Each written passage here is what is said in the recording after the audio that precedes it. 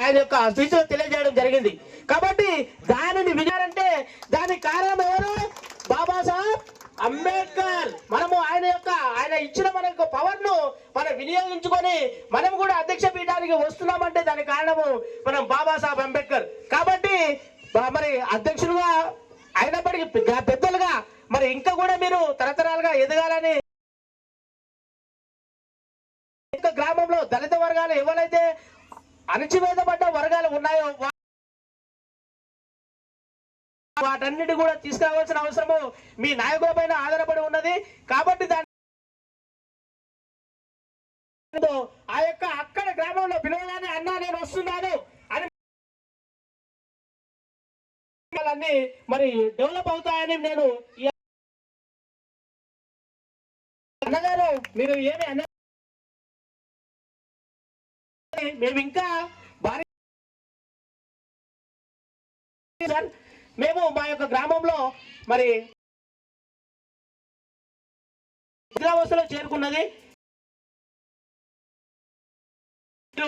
మరి కొత్త భవనాన్ని ఇచ్చి మరి ఒక కొత్త భవనానికి మీరే శంకుస్థాపన చేస్తారని నేను ఈ సభలో తెలియజేస్తున్నాను.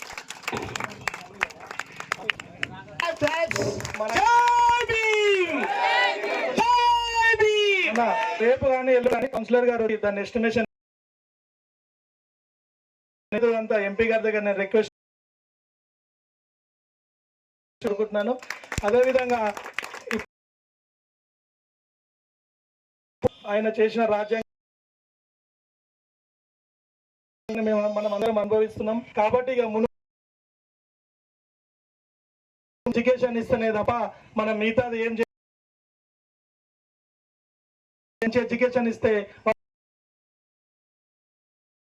ఆయన కన్న కళల మీకు ఎంత బాధలున్నా నాకు పక్క మున్సిపాలిటీ మాకు మలక్పేట అయినప్పటికీ మొన్న నుంచి విగ్రహం అడిగారు. అది నా అదృష్టం. మొన్న అనంతరం ఈ రోజు అల్లాపద ఆ విగ్రహం మలక్పేటలో నేనే ఇప్పిస్తున్నా కాబట్టి అది గిట ఇగ్రేషన్ ఉంది. వాళ్ళు అక్కడ వేస్తారు కాబట్టి అక్కడ గిట వెళ్తా. ఇక మిగతాది